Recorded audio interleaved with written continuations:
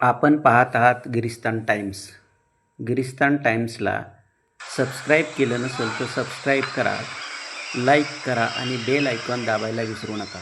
काल दुपारी अंजुमन परिसरात हॉटेल अरोमाच्या पाठीमागे एक दुर्मिळ हरिण कुळातील भेकर जातीचे पाडस भटकंती करताना आढळून आले. हा भित्रा प्राणी असून थोड्या भटकंतीनंतर आपल्या अधिवासाकडे पुन्हा निघून गेला. हे नैसर्गिक विपुलतेचे लक्षण आहे. दुर्मिळ होत चाललेल्या या भेकरांची संख्या अलीकडे वाढत असल्याने एक आनंददायी आणि नैसर्गिक साधन संपत्तीसाठी एक चांगलं लक्षण आहे.